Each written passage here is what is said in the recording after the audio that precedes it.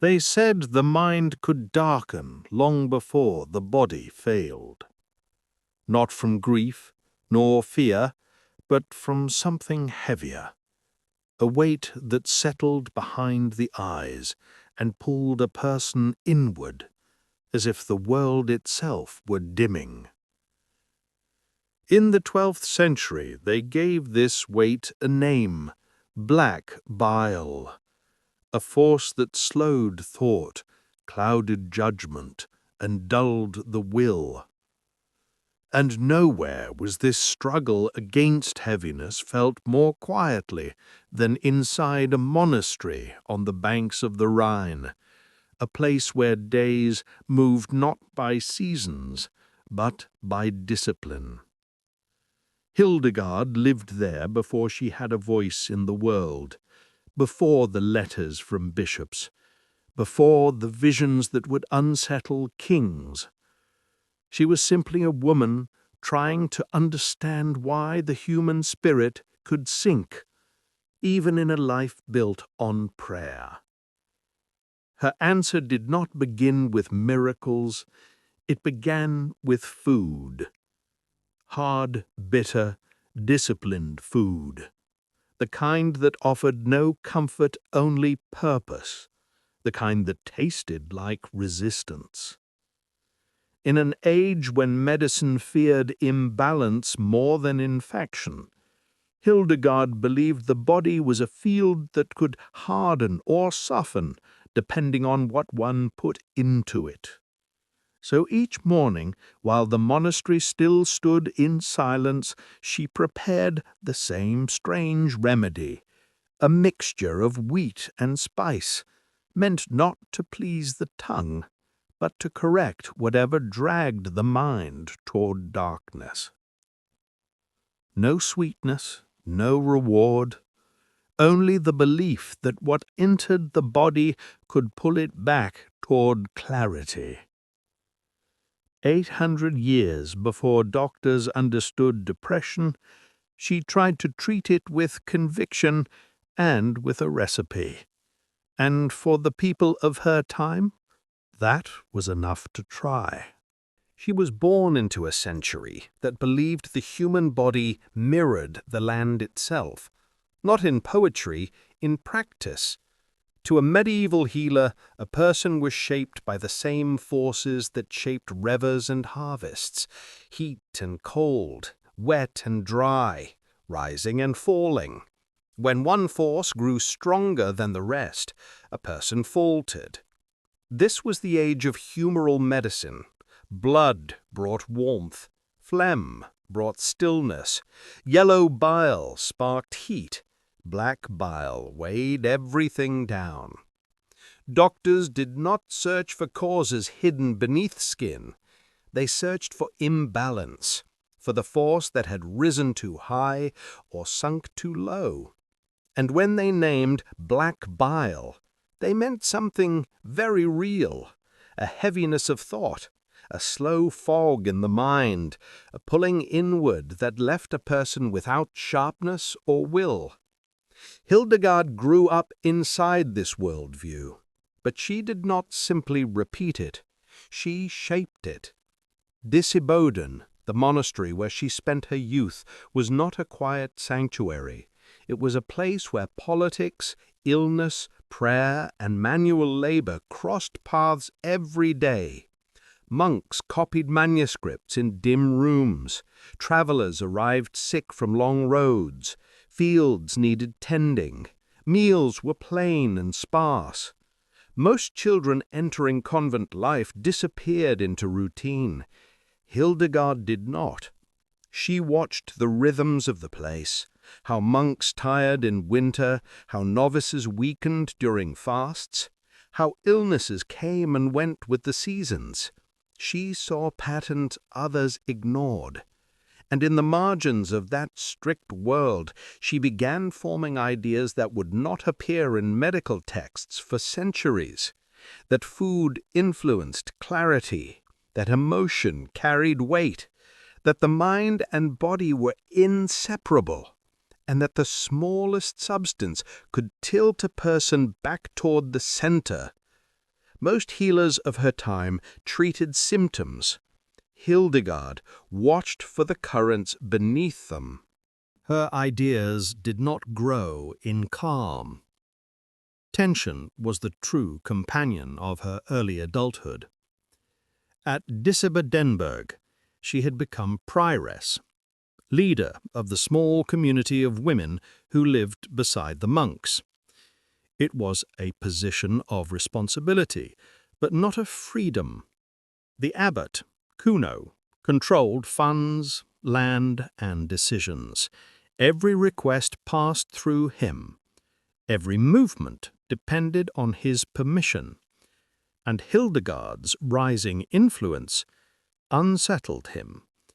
She had begun to share her visions not only with her sisters, but with priests and scholars who visited the monastery. Her writings circulated quietly. Her ideas attracted attention. For a woman in the 12th century, this was unusual. For a woman in the church, it was dangerous. When she announced her wish to move her community to a new convent at Rupertsberg, one that would give her nuns independence, Kuno refused immediately. Letters were exchanged, arguments sharpened. The dispute stretched for months. Then Hildegard collapsed. She later wrote that her body ceased its strength, and she remained bedridden while the conflict hardened around her. Some claimed she exaggerated to force the abbot's hand. Others believed the strain genuinely broke her. Either way, something changed. The archbishop intervened. Permission was granted, and Hildegard rose. From her bed, with a clarity that matched the conviction she had carried for years. Her move to Rupertsberg was not only a relocation, it was a declaration. She would lead, she would write, she would speak. And inside that new abbey, the foundations were laid for the medical texts that would outlast empires. Her conflict with Kuno was not just politics, it was the crucible that shaped the woman who believed she could understand the body's hidden currents and correct them. Because she had lived through imbalance. She had seen what it could do, and she would spend the rest of her life trying to undo it. Hildegard did not treat illness the way most healers of her century did. Physicians of the age focused on symptoms: heat, swelling, coughing, weakness. Monastic healers relied on tradition, recipes copied from ancient Greek and Roman texts, or remedies passed from one herb garden to another. Hildegard approached the body differently. She believed illness had direction, that black bile fell, that phlegm rose, that blood warmed, that yellow bile scorched. To her, symptoms were not the illness, they were signs of movement within the body's inner weather. This perspective gave her medicine an unusual precision. She described how certain foods acted on the body. Fennel, she wrote, brings warmth to the chest. Galangal opens the lungs and sharpens breath. Whole grains anchor the stomach. Cinnamon stirs circulation toward clarity. Licorice softens harshness in both body and mind. None of these statements match modern science, but they reveal a mind paying attention to patterns. Who weakened during winter? Who improved after fasting? Who worsened when eating heavy meats or spoiled fats? And in an age without microscopes or blood tests, patterns were the closest thing to truth. Her observations extended beyond herbs. She advised against foods that grew too close to the earth, believing they carried the heaviness of soil. She claimed people with blue eyes were more susceptible to weakness because their bodies drew more from the air. She wrote that cleaning teeth after meals prevented the rotting of the gums. Strange ideas, yes, but each rooted in something real she had seen or felt. Hildegard was not guessing. She was organizing, watching, recording. And the remedy she designed for black bile was born from this same discipline, a recipe constructed not for taste but for alignment, a way to shift the body's weight back toward balance. Her remedy began with bitterness. She instructed patients to mix wheat flour with spices chosen not for flavor but force: nutmeg, sharp and warm; cinnamon, dry and rising; cloves, cutting and pungent. Ground together and shaped into small cakes, they formed a food that refused softness. She believed black bile thickened thought, made it slow, heavy, resistant. And a heavy mind, she wrote, needed a remedy with heat, dryness, and strength. These cakes held all three. There was no sweetness to soften them. Sugar was rare in Europe, a luxury reserved for kings and merchants. Even honey was precious. A nun would never waste it on medicine, so the cakes came out hard, dry, bitter against the tongue. To most people, they likely felt more like punishment than cure. But medieval medicine did not aim to comfort, it aimed to correct. To Hildegard, each ingredient had direction. Nutmeg drove downward, pushing stagnant humors through the body. Cinnamon rose upward, breaking the fog that gathered near the mind. Cloves cut across, stirring what she called sluggish vapors. Wheat anchored everything, giving the remedy weight. Eat them often, she wrote. Not once, not occasionally, often. The repetition mattered, because the body, in her mind, could not be corrected with a single act. It needed rhythm. Food had to push against imbalance the way tide pushes against shore, not with violence, but with consistency. This was her answer to black bile, a disciplined food made from spice and grain, constructed to force the body back into movement. For centuries after her death, these small bitter cakes continued to appear in manuscripts, not because they were pleasant, but because they represented the Middle Ages' deepest belief, that healing began with control, and control began with what one swallowed. Not all her remedies were harsh. One of the most unique, and perhaps the most revealing, was a tonic made from violets boiled in wine. To the medieval mind, violets cooled the body.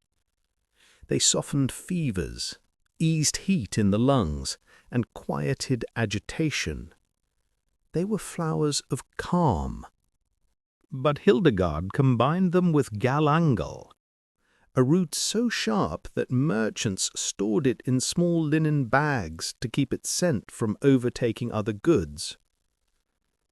She paired opposites deliberately, cooling violet to quiet heaviness, heating galangal to lift the breath, licorice to bind both into a drink that carried warmth without burning. This was her remedy when someone felt the weight of black bile pressing on the chest, when breath grew shallow, when thought slowed, when the world felt dim at the edges. To a modern reader, it may sound like superstition, but in the 12th century, wine was medicine, one of the few substances clean enough to drink safely. Flowers infused in wine carried their properties into the body more gently than eating them whole. And violets, unlike many herbs, were abundant. They grew in small clusters near walls, along paths, in the shade of trees. Even the poorest monastery could gather them. So the tonic was accessible, a rare feature in medieval healing. It was not sweet, it was not comforting, but it was balanced. And balance to Hildegard was the first step out of darkness. The violet wine did not promise joy. It promised breath, clarity, a moment in which the mind might rise again. And for a world ruled by humors, that was enough reason to drink it. Her texts contain ideas that today seem strange, but each sheds light on how medieval people understood themselves. She believed that teeth decayed not from age, but from foods that weaken the gums, and recommended washing the mouth with wine infused with grapevine ash. She wrote that eyes mirrored elements: blue for air, brown for earth, green for balance between both, not poetry, diagnosis. She cautioned that strawberries were unhealthy because they lay directly on the ground and carried the signature of soil. She advised eating fennel daily, claiming it clarified the heart, not metaphorically, but physically. She described how much blood to remove during bloodletting, exactly the amount a thirsty person could swallow in one gulp. She gave directions for purging the stomach with warm wine, and for awakening sluggish senses through heating herbs placed on the tongue. And she explained sneezing, not as a reflex, but as the soul shaking the body awake when liquids grew too slow. Modern readers smile at these images, but each reflects a truth of her time, that health was not the absence of pain, but the presence of movement, flow, circulation, balance. In her world, a person was not cured when their symptoms disappeared. They were cured when their internal weather returned to its rightful season. Her strange beliefs were not mistakes. They were attempts to map a body no one could yet see from the inside. And they shaped her remedies, including the one she trusted most when black bile took hold. Hildegard did not fade quietly. Her letters reached kings, emperors, abbots, and scholars. Her music circulated long after her death. Her medical writings survived wars, reformations, and centuries of change. But her influence was never loud. It moved like the remedies she made, slow, steady, intentional. In her lifetime, she preached publicly, an extraordinary privilege for a woman of the church. Crowds gathered not for spectacle but for clarity. Her language was exact, her metaphors rooted in nature, her authority born from discipline, not position. She saw the human body as a landscape with seasons, storms, and rivers. And though modern medicine no longer speaks her language, her writings reveal something timeless, that people longed to understand themselves long before science could explain them. Her remedies, the bitter cakes, the violet wine, are not used today. But they show how medieval people fought their battles, with what they could touch, what they could grow, what they could grind between stone and hand. Food was not comfort. Food was alignment. Food was medicine. And in that belief, Hildegard shaped a quiet tradition inside her abbey, one that treated the heaviness of the mind with the same seriousness as illness of the flesh. Her world is gone, but the discipline with which she approached it remains visible in the pages she left behind. She lived in a century that feared imbalance more than pain, a century that watched for signs inside the body the way farmers watched for signs in the sky. And Hildegard, a woman born into obscurity, raised behind stone walls, shaped by conflict and conviction, spent her life trying to understand those signs. Her remedy for black bile may seem strange now, harsh, dry, unforgiving. But it reveals how people once tried to lift themselves from heaviness, not with indulgence, but with discipline, not with escape, but with repetition, not with sweetness, but with intention. Her world believed that clarity could be restored through small acts carried out faithfully, a mixture of spice and grain, a cup of violet wine, a rhythm of eating meant to steady the body's inner weather. Whether it worked or not is no longer the question. What remains is the effort, the belief that a person could participate in their own healing through choices made each day. Hildegard wrote for a world without doctors as we know them, without instruments, without anatomy, only observation, pattern, and care. And through that lens, her remedy is not a curiosity of the past. It is a fragment of a centuries-old attempt to understand why the human mind can grow heavy, and how, with enough discipline, it might rise again.